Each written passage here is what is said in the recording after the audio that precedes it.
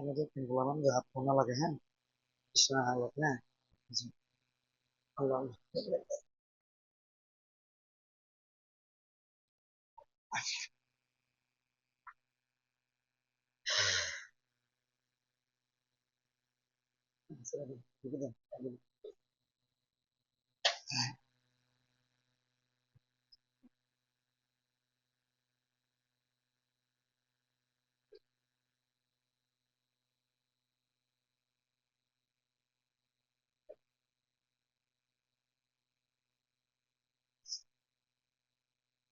সম্ভব না। হ্যাঁ, বেশ, বেশ।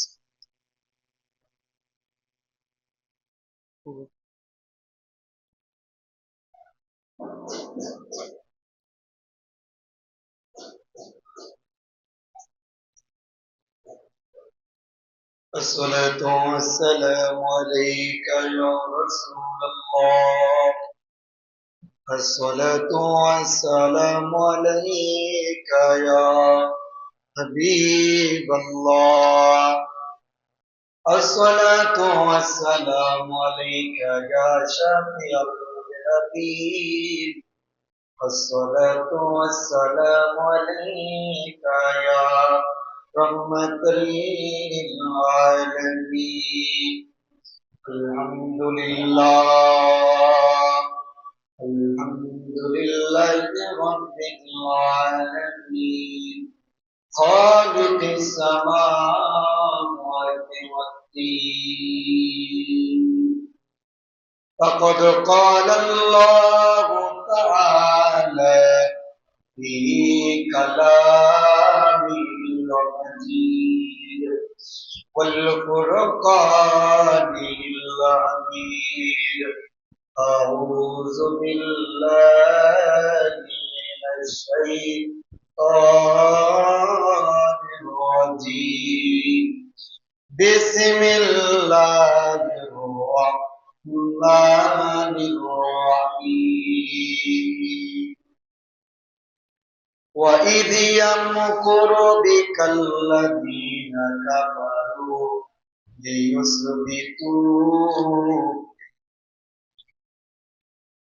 ليثبتوك أو يقتلوك أو يخرجوك ويمكرون ويمكر الله والله خير الماكرين. صدق الله العظيم وصدق رسوله النبي الحبيب الكريم. ونحن على ذلك من الشاهدين والشاكرين والحمد لله رب العالمين. في شان حبيبي إن الله وملائكته يصلون على النبي. يا أيها الذين آمنوا صلوا عليه وسلموا تسليما. يا اللهم صل سيدنا مولانا محمد وعلى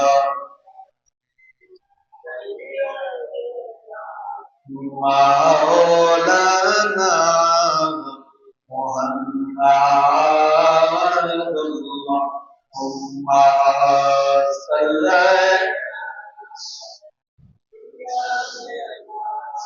مولانا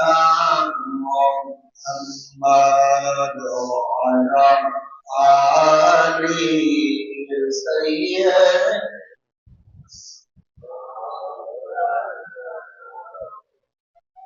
আসমান জমিন ডেকে বলে আজ আমাদের খুশির দিন এ দাঁড়াতে তশরিফ আনলেন রহমাতুল লিল আলামিন আল্লাহুম্মা সাল্লি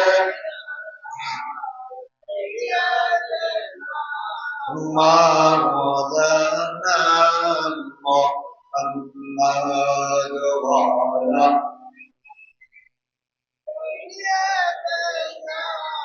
مولانا আজ কেন পৃথিবীটা লাগে তো সুন্দর এসে কোন রূপকারী সাজালো এ চরাচর এসে কোন রূপকারী সাজালো এ চরাচর আজ কেন পৃথিবীটা লাগে তো সুন্দর এসে কোন রূপকারী সাজালো এ চরাচর এসে কোন রূপকারী সাজালো এ চরাচর চারদিকে নবরূপে করে ধরা জলমল সেই রূপ দেখে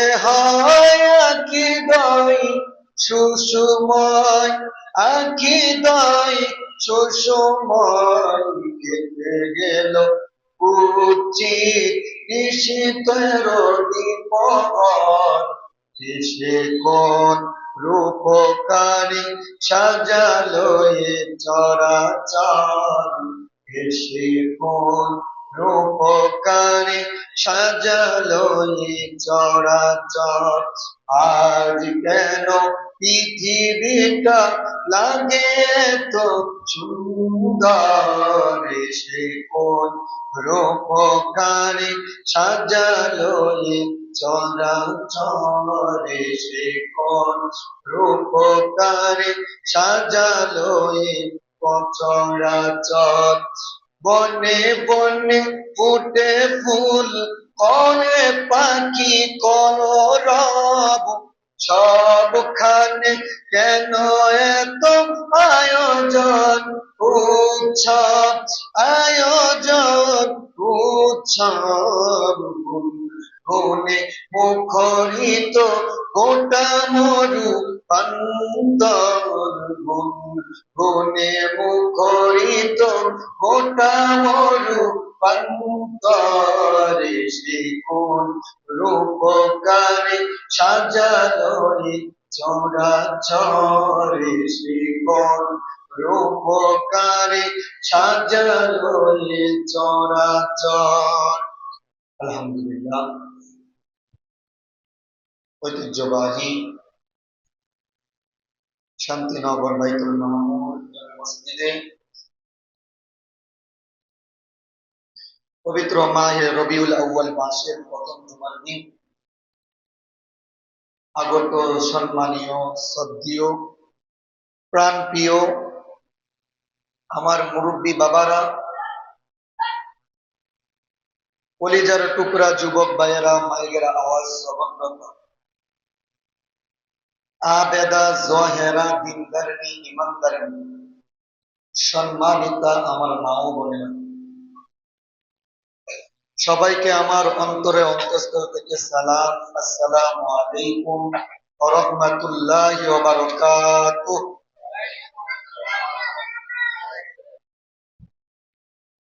মহান আল্লাহ পাক রব্বুল আলামিন ইজ্জতুল জালালের আলিশান দরবারে অসংখ্য লাখো কোটি হাজারো শুকরিয়া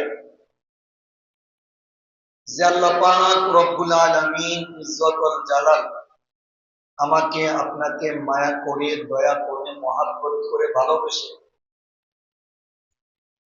পবিত্র মাহে রবিউল আউয়াল মাসের প্রথম জুমার দিন জুমার নামাজ আদায় করার জন্য নিঃসন্দেহে নির্দ্বিধায় আল্লাহ তাআলা আমাদেরকে ভালোবাসেন বিধায় আল্লাহ পাক রব্বুল আলামিনের ঘরে সবার আগে আসবার এবং বসবার মতো তৌফিক দান করেছেন। এই জন্য সকলেই জবানটা খুলে উচ্চ আওয়াজে বলি আলহামদুলিল্লাহ। লাখো কোটি দুরুদ ও সালাম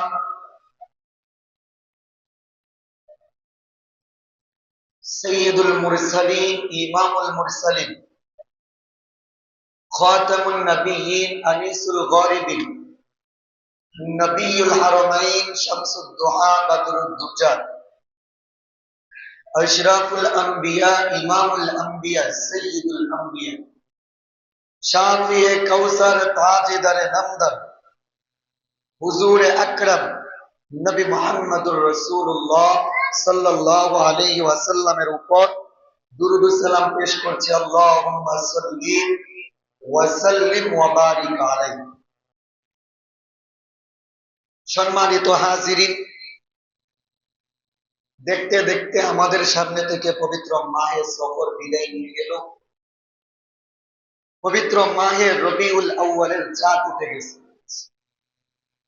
এই মাহে রবিউল আউয়াল এমন একটা চাঁদ যে চাঁদে আল্লাহর রসুল দুনিয়াতে আগমন করেছেন, আবার যে চাঁদে আল্লাহর রসুল দুনিয়া থেকে ওফাত করেছেন।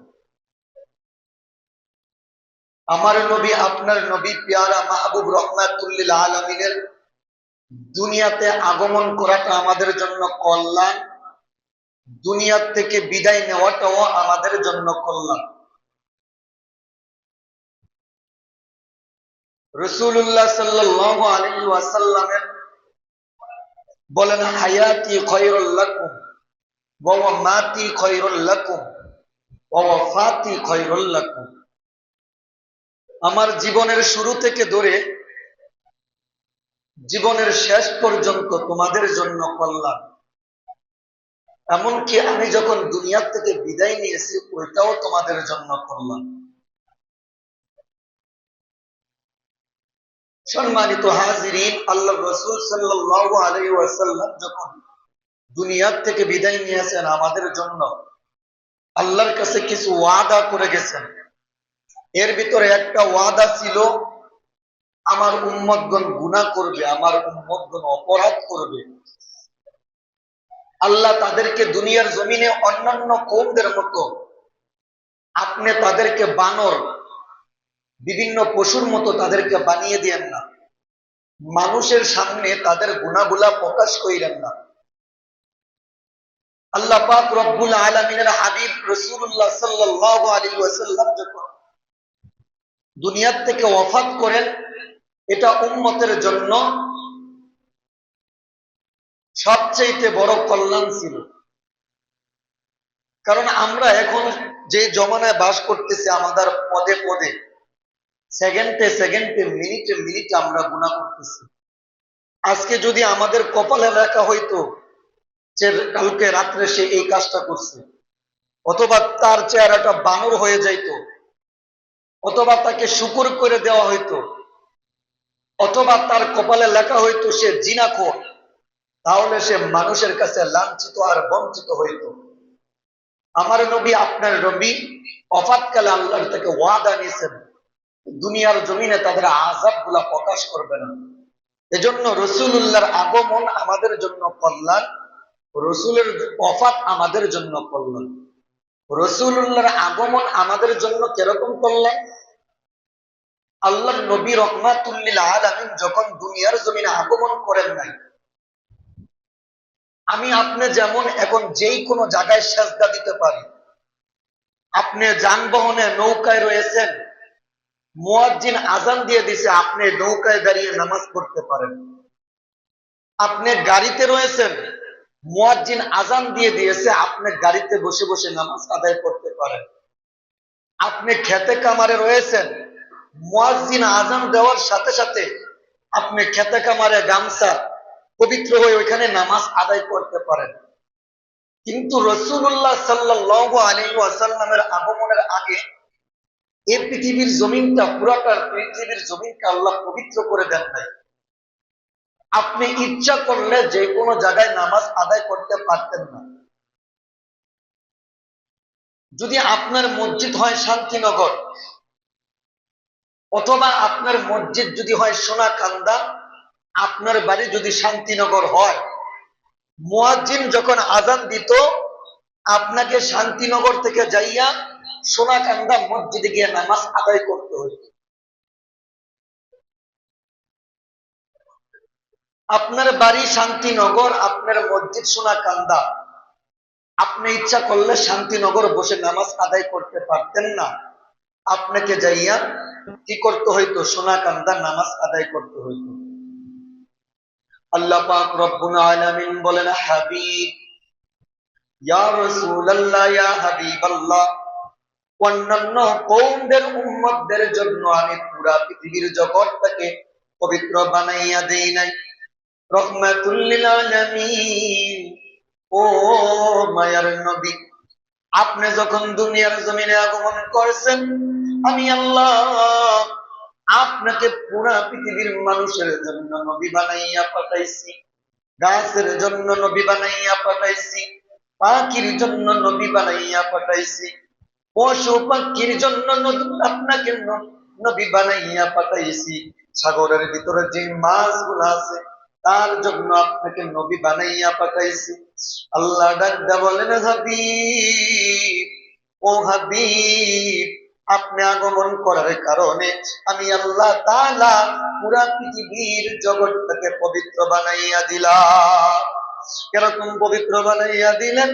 একজন খেতে কামারে মানুষটা যখন কাজ কাম শুরু করে দিছে, ওই সময় মুয়াজ্জিন হাইয়া আলাস সালাহ বলে আজান দিয়া দিছে।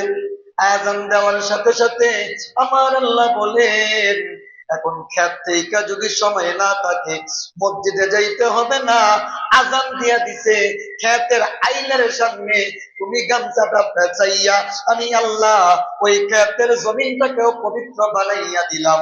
আপনার উম্মতের জন্য ওইখানে নামাজ পড়া আমি আল্লাহ তাআলা পবিত্র করে দিলাম। শুধু তাই নয়, তাই নয়, মুফাসসিরিনে কেরাম বলেন, আজ থেকে বহু বছর আগে এই দুনিয়ার জমিনে যখন আল্লাহ তাআলা মানব জাতি পাঠাইলেন, মানুষগুলা দুনিয়ার জমিনে আগমন কইরা কেউ মাছের পূজা, কেউ আবার গাছের পূজা, কেউ আবার পাথরের পূজা, নানান মানুষগুলা যখন নানান পূজায় দাবিত হয়ে গেল, মানুষগুলা যখন বেঈমান হয়ে যাইতে থাকলো, আল্লাহ পাক রব্বুল আলামিন ওই বেঈমান মানুষগুলাকে ঈমানদার বানানোর জন্য, নাফরমান মানুষগুলাকে আল্লাহ ওয়ালা বানানোর জন্য, আল্লাহ বুলা মানুষগুলাকে আল্লাহ ওয়ালা বানানোর জন্য আমার আল্লাহ পাক রব্বুল আলামিন আর প্যারা মাহবুবকে এক নম্বরে দুনিয়ার জমিনে পাঠাইলেন, দুই নম্বরে বুরহান নামক কিতাব দিয়া মানুষকে পথ প্রদর্শনের জন্য কিতাব নাজিল কইরা দিলেন।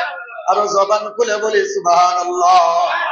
তাহলে আল্লাহর রাসূল দুনিয়াতে আগমন করা এটাও আমাদের জন্য কল্যাণ, রাসূলুল্লাহর ওয়াফাতটাও আমাদের জন্য কি কল্যাণ। ওই নবী আমাদের দুনিয়ার জমিনে মাহে রবিউল আউয়ালে আগমন করেছেন, আমরা এতে খুশি না বেজার? বলুন, খুশি না বেজার? সম্মানিত হাজিরিন, আমি গত মাহে রবিউল আউয়ালে রাসূলুল্লাহ সাল্লাল্লাহু আলাইহি ওয়াসাল্লামের মাক্কি জীবন নিয়ে, রাসূলুল্লাহর জন্ম থেকে ধরে রাসূলুল্লাহর হিজরতের আগ পর্যন্ত ধারাবাহিকভাবে আলোচনা করেছিলাম। তো আল্লাহ তাআলা যদি আমাকে তৌফিক দান করেন, মাহে রবিউল থেকে ধরে যতদিন পারি রাসূলুল্লাহর মাদানী যে জীবনটা, রাসূলুল্লাহ যে কর্মগুলা দুনিয়ার জমিনে বাস্তবায়ন করে দিয়ে গেছেন এবং উম্মতের জন্য আদর্শ হিসাবে, উম্মতের জন্য দিক নির্দেশনা, পথ চলার জন্য যে মাধ্যমগুলা রেখে গেছেন, আমাকে যদি আল্লাহ তৌফিক দান করে আমি ইনশাআল্লাহ যতটুকু পারি চেষ্টা করব বলার মালিক, মুখ দিয়ে বাহির করার মালিক আল্লাহ। আমাকে যেন এমন কিছু কথা বাহির করে দেন, সর্বপ্রথম সে যে কথাগুলা আমাকে আমল করার এবং আপনাদের সবাইকে আমল করার মতো তৌফিক দান করে দেয়। সকলে বলুন আমিন। রহমাতুল লিল আলামিন যখন মক্কাতে আশহাদু আল্লা ইলাহা ইল্লাল্লাহ ওয়া আন্না মুহাম্মাদুর রাসূলুল্লাহ। আল্লাহর রাসূল যখন সরাসরি ভাবে দাওয়াতের বাণী প্রকাশ করে ফেললেন, আল্লাহ ছাড়া কোনো মাবুদ নাই, ওয়া আন্না, আর আমাকে আল্লাহ তাআলা তোমাদের রাসূল হিসেবে প্রেরণ করেছেন। জাবালে কুবাইসে যখন আল্লাহর রাসূল এই কথা বললেন, সঙ্গে সঙ্গে নবীজির চাচা বললেন, তাব্বাল্লাকা ইয়া মুহাম্মদ, মুহাম্মদ সাল্লাল্লাহু আলাইহি ওয়াসাল্লাম ওনাকে বললেন যে মুহাম্মদ, আব্দুল্লাহর প্রথম পোলা মুহাম্মদ, তুমি ধ্বংস হও। এই কথা যখন বললেন, আবু লাহাব এই কথা বলার সাথে সাথে আল্লাহ পাক রব্বুল আলামিন আমার নবীকে গালি দিয়েছেন। আল্লাহ তাআলা সঙ্গে সঙ্গে কোরআনুল কারীমে একটা সূরাই নাজিল করে দিলেন। জোরে সোরে বলে সুবহানাল্লাহ। সকলের সাথে পরিচিত আমরা সকলে পড়ি, আউযু বিল্লাহি মিনাশ শাইতানির রাজীম, বিসমিল্লাহির রাহমানির রাহিম, তাব্বাত ইয়াদা আবি লাহাবিন ওয়া তাব, মা আগনা আনহু মালুহু ওয়া মা কাসাব, সায়াসলা নারান যাতা লাহাবিন ওয়া ইমরাআতু হাম্মালাতাল হাতাব, ফি জিদিহা হাবলুম মিন মাসাদ। আবু লাহাব যখন আল্লাহর নবীকে বললেন, আব্দুল্লাহর পোলা মুহাম্মদ ধ্বংস হোক, আল্লাহ তাআলা সইতে পারলেন না, সঙ্গে সঙ্গে আল্লাহ তাআলা নাজিল করে দিলেন, তাব্বাত ইয়াদা আবি লাহাবিন ওয়া তাব। ইয়া রাসূলুল্লাহ, ইয়া হাবিবাল্লাহ, আপনি জানাইয়া দেন আপনি রাসূল ধ্বংস হবেন না, আবু লাহাব ধ্বংস হবে, তার দুইটা হাত পর্যন্ত ধ্বংস হয়ে যাবে, তার বিবিও ধ্বংস হয়ে যাবে, তার দুইটা সন্তানও ধ্বংস হয়ে যাবে। আমার নবীকে গালি দিলেন। বলুন তো গালির জবাব দিয়েছেন কে? আরো জবান খুলে বলুন, গালির জবাব দিয়েছেন কে? আবু লাহাব যখন আমার নবীকে গালি দিলেন, ধ্বংস হওয়ার কথা বললেন, সঙ্গে সঙ্গে আল্লাহ তাআলা কোরআনের আয়াত নাযিল করে দিলেন। রাসূলুল্লাহ মক্কাতে যখন কালেমার দাওয়াত দেওয়া শুরু করে দিলেন, তারা বিভিন্ন ভাবে আল্লাহর রাসূলকে অত্যাচার শুরু করে দিলেন। একটা সময় তাদের ভিতরে এমন একটা অবস্থান হয়ে গেল, মক্কার যত মাতবর আছে সবাই একসাথে বসে গেলেন। একসাথে বসে তারা একটা সিদ্ধান্তে উপনীত হলেন। কি সিদ্ধান্ত নিলেন? যে আব্দুল্লাহর পোলা যে মুহাম্মদ আছে তাকে আর রাখা যাবে না। যদি তাকে আর বেশি দিন রাখি তাহলে আমাদের বাপ দাদার ধর্ম আর বেশি দিন প্রচার করা যাবে না, আমাদের অস্তিত্ব থাকবে না, আমাদের বাপ দাদার ধর্ম থাকবে না, পাশাপাশি আমাদের যে রাজত্ব আছে, আমাদের যে ক্ষমতা আছে, এইটাও থাকবে না। তারা একটা পার্লামেন্টে বসলেন। ওইখানে সমস্ত মক্কার যে সমস্ত গোত্র আছে, প্রত্যেক গোত্র থেকে একজন করে নেতা একসাথে বসলেন। যে পার্লামেন্টে বসলেন ওইটার নাম ছিল দারুল নাদওয়া। এই নাদওয়া নামক পার্লামেন্টে সবাই বসে একক জনে একক মত দিচ্ছেন। এর ভিতরে একজন মত দিলেন দুষ্ট লোকদের ভিতর আবুল আসওয়াদ। সে বললেন যে আব্দুল্লাহর পোলা মুহাম্মদ, তাকে তোমরা কি করে দাও, এলাকা থেকে বাহির করে দাও, মক্কা থেকে সারা জীবনের জন্য বাহির করে দাও। যখন এই কথা বলতেছিলেন, ওই সময় শয়তান রূপী যে শয়তান, উনি নজদবাসীর একজন লোকের রূপ ধরে আইসা গেটের সামনে দাঁড়াইয়া গেলেন। আবু জাহেল বললেন, তুমি তো আমাদের এলাকার নয়, তুমি কে? শয়তান বললেন যে আমি তোমাদের একজন ভাই, তোমরা যে পরামর্শ করতেছো, তোমাদের কথাগুলো শুনে আমার অনেক ভালো লেগেছে, তো তোমাদের সাথে আমি বসতে চাই, তোমাদের সাথে আমার মনের বিষয়টা শেয়ার করতে চাই এবং ভালো এবং মন্দ তোমাদেরকে বলতে চাই। শয়তান শয়তানকে চিনে। আবু জাহেল বলে, তুমি দেখা যায় তোমার কথাবার্তা শুই না, বুঝলাম তুমি আমাদের সাথে একমত, বসে যাও। যখন বসলেন, আবুল আসওয়াদ যখন এই মত দিলেন, শয়তান রাগান্বিত হয়ে বললেন, এই মতটা কে দিয়েছেন? বললেন যে অমুক ব্যক্তি দিয়েছেন। বলে, তার এই মতটা সুন্দর হয় নাই। কেন হয় নাই? যদি আব্দুল্লাহর পোলা মুহাম্মদকে তোমরা মক্কা থেকে বাহির করে দাও, বাহির করার পরে এক সময় এসে তার যে সমস্ত লোক আছে তারা প্রতিবাদ করবে, তারা রাস্তায় মিছিল করবে, এক সময় এসে তাকে আবার মক্কাতে আবার এই স্থানে তোমাদের সামনে বসাবে। তারপরে দ্বিতীয় নম্বরে আরেকজন কাফেরদের মধ্যে মত দিলেন আবুল বাখতারি। সিরাত ইবনে হিশামে লেখেন, উনি মত দিলেন যে আল্লাহ রসুল সাল্লাল্লাহু আলাইহি ওয়াসাল্লামকে তোমরা কি করো, শিকল দিয়ে হাত পা বেঁধে তোমরা জেলখানার ভিতরে বন্দি করে রাখো। যেমন আমাদের দেশের ভিতরে আমরা নেটে বিভিন্ন ভাবে স্যাটেলাইটের মাধ্যমে দেখতে পাইলাম, যদি কেউ সাবেক যারা রাষ্ট্র পরিচালনা করেছেন তাদের কথার একটু বাইরে গেছেন, তাদের আয়না ঘর নামক ঘরের ভিতর গোপন ভাবে বন্দি করে রেখেছেন, ঠিক কিনা বলুন?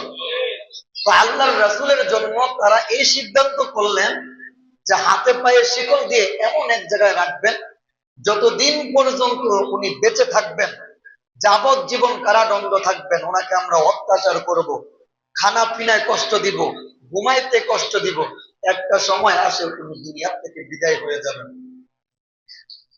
এই কথা যখন বললেন, শয়তান ওই অবস্থায় রাগ হয়ে গেলেন যে তোমরা যদি তাকে বন্দী করো, তার অনুসারী যারা আছে এক সময় এসে আন্দোলন করবে, তারা শক্তিশালী হবে, আন্দোলন করার কারণে তাকে তোমরা জেলখানা থেকে বাহির করে দিতে হবে। তৃতীয় নম্বরে ঈসা আবু জাহেল। আবু জাহেলের প্রথম নাম কি ছিল আপনারা জানেন? জানেন? জানেন না? আবুল হাকেম। আবু জাহেলের নাম কি ছিল? আবুল, আবার বলুন তো, আবু জাহেলের নাম কি ছিল? আবুল হাকেম। আবুল হাকিম শব্দের অর্থ হইল জ্ঞানীদের পিতা। কাদের পিতা? বুদ্ধিজীবীদের পিতা। তৎকালীন মক্কায় আবু জাহিলের মতো এত জ্ঞানী কেউ ছিল না, এজন্য তার নাম ছিল আবুল হাকেম। তার ভিতরে এই শয়তানি, আমাদের দেশে কিছু বুদ্ধিজীবী ছিল, বুদ্ধিজীবী নামক প্রতিবন্ধী, যারা ইসলামের বিরুদ্ধে কলম ধরত, যারা আল্লাহর নবীকে নিয়ে কটাক্ষ করত, তারা আবু জাহেলের মতো বুদ্ধিজীবী ছিল না, তারা বুদ্ধিজীবী নামক প্রতিবন্ধী ছিল, ঠিক কিনা বলো? আবু জাহেলের নাম ছিল আবুল হাকেম, জ্ঞানীদের পিতা, কিন্তু আল্লাহ তাআলা তার নামের উপাধি দিলেন আবু জাহেল। আবু জাহেল শব্দের অর্থ, জাহেল শব্দের অর্থ হলো মূর্খ। আল্লাহ তাআলা তার সার্টিফিকেট দিলেন আবু জাহেল, অর্থাৎ মূর্খদের পিতা। যারা আমার নবীকে নিয়ে চক্রান্ত করে, যারা ইসলামকে নিয়ে চক্রান্ত করো, ওই সমস্ত বুদ্ধিজীবী নামক মানুষগুলা যারা জ্ঞানীদের মতো, তাদের জ্ঞানীদের পিতা নয়, তারা মূর্খদের পিতা, তারা বুদ্ধিজীবী নামক প্রতিবন্ধী, ঠিক কিনা বলো? আবু জাহেল বলেন যে তোমরা এতক্ষণ অনেক বক্তৃতা দিলা, একক জনে একক মতবাদ দিলা, আমার বক দিয়া খাস, এদিকেও যাবো না ওদিকেও যাবো না, বক্তৃতা কম, এক বাসন দিলাম, কোনো রাখা রাখি নাই, হাতে তেলোয়ার নিবা, গলার ভিতরে ছুরি লাগাইবা, গলাটা একদিক দিয়া বাক কইরা, একদিক দিয়ে গরদান চলে যাবে, আরেক দিক দিয়ে মাথা চলে যাবে, আব্দুল্লাহ পুরা মুহাম্মদকে আমরা রাখবো না, তাকে বিদায় করে দিলে সব শেষ হয়ে যাবে। আবু জাহেল যখন এই সিদ্ধান্ত নিলেন, শয়তান এবার ডাক দিয়া বলেন, কে সিদ্ধান্ত নিলেন? তাকাইয়া দেখেন আবু জাহেল। বনে বনে আবু শয়তান বলেন, তোমার মত আর আমার মত কোনো পার্থক্য নাই, তোমার যে চরিত্র আমার সেই চরিত্র, তোমার যে সিদ্ধান্ত নিয়েছো এইটা সম্পূর্ণ আমি সাপোর্ট দিলাম, আমি একমত নিলাম। সমস্ত কাফের আর মুশরিকরা যখন এই একমত হয়ে গেলেন, তারা যখন সিদ্ধান্ত নিয়ে গেলেন আজকে রাতের ভিতরেই আমরা কি করব, আব্দুল্লাহর পোলা মুহাম্মদকে কতল করে ফেলবো, তখন তারা সিদ্ধান্ত নিলেন, সঙ্গে সঙ্গে আল্লাহ পাক রব্বুল আলামিন হযরত জিবরাইল আলাইহিস সালামকে পাঠাই দিলেন। কি দিয়ে পাঠাই দিলেন? আল্লাহ পাক রব্বুল আলামিন সূরাতুল আনফাল 30 নম্বর আয়াতে বলেন, وإذ يمكر بك الذين كفروا ليثبتوك أو يقتلوك أو يخرجوك ويمكرون ويمكر الله والله خير الماكرين। তোমরা যে সিদ্ধান্ত নাও, তোমরা যেই নিজেরা নিয়ে আলোচনা করো, তোমাদের সিদ্ধান্ত, তোমাদের চক্রান্ত, তোমাদের সব কিছুতেই আমি আল্লাহর সিদ্ধান্ত হইল বড় সিদ্ধান্ত। জিবরাইল আলাইহিস সালামকে ডাক দিয়া বলেন, ও জিবরাইল যাও আমার হাবিবুল্লাহকে জানাইয়া দাও। আল্লাহর রাসূলকে জানাইয়া দিলেন, হাবিব আপনার মক্কার মানুষেরা যাদের সাথে আপনি বড় হয়েছেন তারা আপনাকে সিদ্ধান্ত নিয়েছেন আপনাকে দুনিয়ার জমিনে রাখবেন না, আপনাকে কতল করে ফেলবেন। আমার মালিক আল্লাহ পাক রব্বুল আলামিন আদেশ করেছেন আপনি আর মক্কায় থাকবেন না, আপনি মক্কা থেকে মদিনায় হিজরত করে দিবেন। জিবরাইল আলাইহিস সালাম যখন এই কথা বললেন, বলার সাথে সাথে আমার নবীর চোখ দিয়ে পানিগুলা জড়জড় করে পড়তেছে। নবী আমার বাইতুল্লাহর সামনে দাঁড়াইয়া গেলেন। নবী আমার বাইতুল্লাহর সামনে দাঁড়াইয়া বলেন, ও বাইতুল্লাহ তুমি আল্লাহর এমন এক ঘর, তোমার দিকে যদি তাকাই, তোমাকে যদি আমি চুমা খাই, তোমার দিকে তাকাইলে মনে হয় আমি আল্লাহর দিকেই তাকাই। ওরে বাইতুল্লাহ তোমার চাইনা যাইতে মনে চাই না। বাইতুল্লাহ রে বাইতুল্লাহ তোমার এলাকার মানুষগুলো আমাকে থাকতে দিতেছে না। বাইতুল্লাহ সাক্ষী থাকো, আমি একদিন আইসা আবার এই মক্কা বিজয় করিয়া মুসলমানদের কালিমা মক্কা নগরীতে আমি রাসূলুল্লাহ উত্তোলন করব।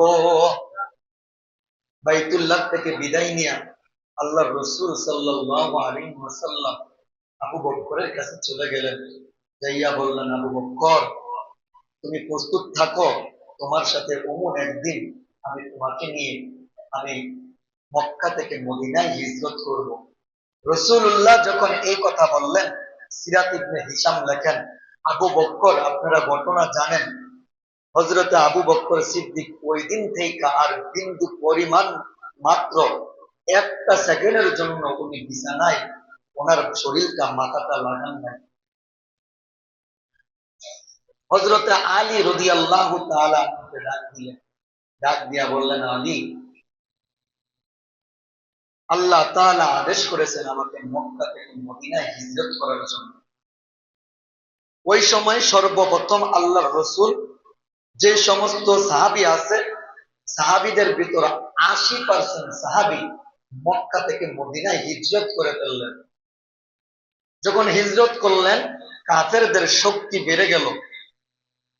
তারা সিদ্ধান্ত নিলেন প্রত্যেকটা গোত্রের ভিতরে যে সমস্ত শক্তিশালী যুবকগুলো আছে তাদেরকে একত্রিত করো, আব্দুল্লাহর পোলা মুহাম্মদের ঘরটাকে ঘেরাও করো। এই কথা বলার পর আলী রাদিয়াল্লাহু তাআলা আনহুকে নিয়ে বসে আছে। নবী আমার বলেন, আলী আমি আজকে রাত্রেই হিজরত করব, তুমি কি করো আমার বিছানায় শুয়ে থাকো। আলী রাদিয়াল্লাহু তাআলা আনহু একবারও বললেন না, ইয়া রাসূলুল্লাহ আপনার বিছানায় আমি শুয়ে থাকবো, কাফের মুশরিকরা আসবে, আসার পর আমি যে বিছানায় শুয়ে থাকবো আপনি রাসূলুল্লাহ মনে করে তারা তো আমার শরীরের ভিতরে আঘাত করবে, আমাকে কতল করে ফেলবে, ইয়া রাসূলুল্লাহ আমি বিছানায় শুতে পারবো না। আল্লাহর রাসূল যখন বললেন, আলী তুমি কি করো আমার বিছানায় তুমি শুয়ে থাকবে, রাসূল বলতে দেরি আলী রাদিয়াল্লাহু তাআলা পালন করতে দেরি করলেন না। আলী বললেন, ইয়া রাসূলুল্লাহ আপনার খেদমতে আমি হাজির। আশিকে রাসূল কাকে বলে? রাসূলুল্লাহর সুন্নাত জিন্দা করার জন্য, কোরআনের আইন প্রতিষ্ঠা করার জন্য, ইসলামের বিধান সমাজে কায়েম করার জন্য যদি আমার সন্তানের বিরুদ্ধে যায়, যদি আমার মায়ের বিরুদ্ধে যায়, যদি আমার স্বার্থের বিরুদ্ধে যায়, সবকিছু ধুলিসাৎ দিয়ে রাসূলুল্লাহর জন্য জীবনকে কুরবান করে দেওয়ার নামই হইল আশিকে রাসূল। ঠিক কিনা বলুন? কিন্তু আমাদের ভিতর আছে মিষ্টি খাওয়ার সময় আশিকে রাসূল, কিন্তু যখন আল্লাহর রসুল তায়েফের ময়দানে মায়ের খাইছেন ওই সময় আমরা নাই। উহুদের ময়দানে ইসলামের জন্য মায়ের খাইছেন ওই সময় আমরা নাই। আমার নবীকে যখন গালি দেওয়া হয় ওই সময় ঘরে বসে থাকি, ওই সময় আমরা নাই। কারণ প্রতিবাদ করলেই তো পেন্দা দিয়া পিটাইব, প্রতিবাদ করলেই তো জেলে নিবে, প্রতিবাদ করলেই তো আয়না করে বন্দি করে রাখবে। মিষ্টি খাওয়ার সময় রাসূলুল্লাহর সুন্নাত মানি, মার খাওয়ার সময় আমরা রাসূলুল্লাহর পাশে নাই। সাহাবায়ে কেরামের তামান্না কি ছিল? আমার জান যাবে, আমার মাল যাবে, আমার সন্তানকে কুরবান করে দিব, তারপরেও রাসূলুল্লাহর প্রেম ছাড়বো। এটাকে বলা হয় আশিকে, এটাকে বলা হয় কি? দুঃখের বিষয় আমরা নিজের স্বার্থের জন্য, নিজের স্বার্থের জন্য ইসলামের অবৈধ কাজটাকেও আমরা বৈধ বানাইয়া নিজের স্বার্থের জন্য ইসলামের ভিতর প্রচার করি। আল্লাহ তাআলা যেটা আদেশ করেছেন করব, আল্লাহ তাআলা যেটা নিষেধ করেছেন, আমার সন্তান বাধা দিলে, আমার পরিবার বাধা দিল, ওইটাকে আমরা বাধা প্রদান করব। ঠিক কিনা বলুন? মুসলমান ভাইরারি আমার, আলী রাদিয়াল্লাহু তাআলা নকে বললেন যখন, আলী, ও আলী, তুমি বিছানায় শুয়ে যাও। আলী বললেন, ইয়া রাসূলুল্লাহ, আপনার খেদমতে হাজির হয়ে গেলাম। নবী আমার যখন চলে যাবেন, নবী আমার আলীর সাথে রাত্রে বসে গেলেন, সারা রাত্রটা তাহাজ্জুদের নামাজে কাটাইয়া দিলেন। ফজরের নামাজের আগ মুহূর্তে তাকাইয়া দেখলেন সমস্ত মক্কার যুবক গুলা আল্লাহর নবীকে বিভিন্ন দিক দিয়া বেষ্টন করে ফেলছে। নবী আমার বলেন, আলী রে, ও আলী, তোমাকে আমি একটা ওয়াদা করে যাই। আলী বললেন, ইয়া রাসূলুল্লাহ, কি ওয়াদা? আমার নবী বলেন, আলী, মক্কার প্রত্যেকটা গোত্রের লোকগুলা কেউ আইসা আমার কাছে স্বর্ণ রাইখা গেছে, কেউ আইসা আমার কাছে টাকা রাইখা গেছে, কেউ আইসা আমার কাছে তার মূল্যবান জিনিসগুলা রাইখা গেছে। ওরে আলী, সকাল যখন হয়ে যাবে, সকাল হওয়ার সাথে সাথে প্রত্যেকটা লোকের আমি তোমার কাছে নাম সহকারে তার কতটুকু সম্পদ আছে লিস্টিটা তোমার কাছে দিয়ে গেলাম। প্রত্যেকটা মানুষের নাম ধরে ধরে প্রত্যেকটা মানুষের আমানত গুলা তাদের হাতে হাতে পৌঁছাইয়া দিবে। জোরে সুরে বলে সুবহানাল্লাহ। মক্কার মানুষরা আমার নবীকে পাগল বলতো, মক্কার মানুষগুলো আমার নবীকে জাদুঘর বলতো, মক্কার মানুষগুলো আমার নবীকে বিভিন্ন ভাবে গালি গালাজ করতো। কিন্তু আমানতদারির ভিতর ওই সময়ও কোন জিনিস দিয়া যদি এক নম্বরে কাউকে বিশ্বাস করত, এক নম্বরে যাকে বিশ্বাস করতেন উনি হইলেন আমার নবী, আপনার নবী, রাহমাতুল লিল আলামিন।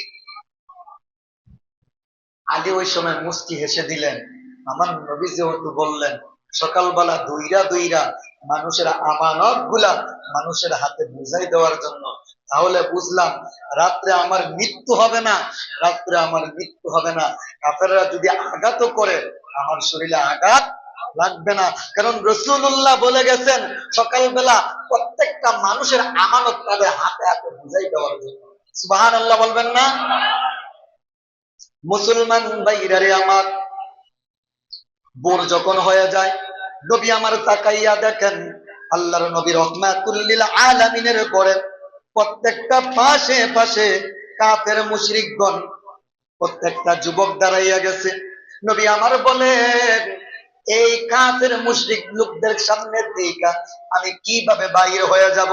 জিবরাইল আলাইহিস সালাম সঙ্গে সঙ্গে বললেন ইয়া রাসূলুল্লাহ, ইয়া হাবিবাল্লাহ, আপনি এই আয়াত তেলাওয়াত করেন। কি আয়াত তেলাওয়াত করতে বললেন? আল্লাহ পাক রব্বুল আলামিন নবীর কথাগুলা, জিবরাইল আলাইহিস সালামের কথাগুলা কোরআনুল কারীমে নোট করে দিলেন। আল্লাহ তাআলা বলেন ওয়াজআলনা মিন বাইনি আইদিহিম সাদ্দাউ ওয়া মিন কলবিহিম সাদ্দান ফাআগশাইনাহুম ফাহুম লা ইউবসিরুন। নবী আমার বলেন, হাবিব, এই যে এক মুষ্ঠ মাটি আপনার হাতে দিলাম, এই মাটি গুলার ভিতর ওয়াজআলনা মিন বাইনি আইদিহিম, এই আয়াতটা পয়রা আপনার সাথে সাথে আপনার পবিত্র জবান দিয়া ফু লাগাইয়া দেন। নবী আমার যখন বালুর ভিতরে ফু দিলেন, জিবরাইল আলাইহিস সালাম বললেন, হাবিবুল্লাহ, আপনার ঘরে থেকে আপনি এই বালুগুলা নিক্ষেপ করে দেন। নবী আমার যখন বালুগুলা নিক্ষেপ করে দিলেন, প্রত্যেকটা যুবকের চোখ গুলা অন্ধ হয়ে গেল। অন্যান্য মানুষগুলাকে দেখেন, কিন্তু নবী আমার ঘর থেকে যখন বাহির করে দেন, আল্লাহ পাক রব্বুল আলামিন ওই যুবকদের চোখের ভিতর যিনি পর্দা ফালাইয়া দিয়েছেন, বলুন তো তিনি কে? আরো জবান খুলে বলুন তিনি কে? মক্কার প্রত্যেকটা যুবক দাঁড়াইয়া রয়েছে। আল্লাহর রাসূল হযরত আবু বকরকে নিয়ে তাদের সামনে বাহির হয়ে গেছে। আবু জাহেল সকালবেলা ভোর রাত্রে আজান দেয় দেয় দেয় দেয় আইসা দাঁড়াইয়া রয়েছে। ডাক দিয়ে কয়, কিরে তোকে কি ব্যাপার, তোরা পাহারা দিছ? কয়, হ্যাঁ পাহারা দিছি। মানি রাত্র থেকে ফজর পর্যন্ত দাঁড়াইয়া রয়েছি। আব্দুল্লাহর পোলা মোহাম্মদ ঘর থেকে বাহির হওয়ার ক্ষমতা নাই। আবু জাহেল গিয়া বলেন, এবার দরজা বাঁধ। দরজা বাইঙ্গা যখন গলে ঢুকছেন, দুই কাছে দেন, হযরত আলী রাদিয়াল্লাহু তাআলা আনহু ঘরের ভিতরে বসে আছেন। জোরে সোরে বলে সুবহানাল্লাহ। আমার নবীকে আল্লাহ তাআলা হিকমত শিখাই দিলেন। মক্কার জমিনে মদিনা যাওয়ার জন্য দুইটা রাস্তা ছিল। একটা ছিল নজদ ইয়ামিনের দিক দিয়ে রাস্তা, আর একটা ছিল মক্কা নগরী দিয়ে রাস্তা। রাসূলুল্লাহ সাল্লাল্লাহু আলাইহি ওয়াসাল্লাম জানেন, আমার নবীকে যখন তারা ঘরে আইসা না পাবেন, নবীকে ধরার জন্য তারা ওই মক্কার রাস্তায় রওনা দিবেন। এজন্য আল্লাহর রাসূল হযরত আবু বকর সিদ্দিক রাদিয়াল্লাহু তাআলা আনহুকে নিয়ে ইয়ামেনের রাস্তা দিয়ে উনি রওনা দিলেন। ইয়ামেনের রাস্তায় আমরা সকলেই চিনি জাবালে সুর, যে পাথর। যারা মক্কা গেছেন, জাবালে সুর, এই পাথরটা, এই পাহাড়টা হইল সম্পূর্ণ পাথরের পাহাড়। মুসলমান ভাইরা রে আমার, কাফের মুশরিকরা আবু জাহেল মক্কার সমস্ত যুবক গুলাকে মদিনার যে রাস্তা আছে রাস্তার দিকে রওনা করে দিলেন। আমার নবীর রাস্তায় হাঁটতে হাঁটতে হাঁটতে মরুভূমি দিয়ে, রোদের উত্তপ্ত ছিল, রহমাতুল লিল আলামিনের পাও গুলায় খোসা পড়ে যায়। এমন যখন অবস্থা হয়ে যায়, আবু বকর সিদ্দিক রাদিয়াল্লাহু তাআলা আনহু ডাক দিয়া বলেন, ইয়া রাসূলুল্লাহ, ইয়া হাবিবুল্লাহ, ও মায়ের নবী, ও দয়াল নবী, আমি তাকাইয়া দেখলাম আপনার দুইটা পাও ফালাইতে বড় কষ্ট হয়।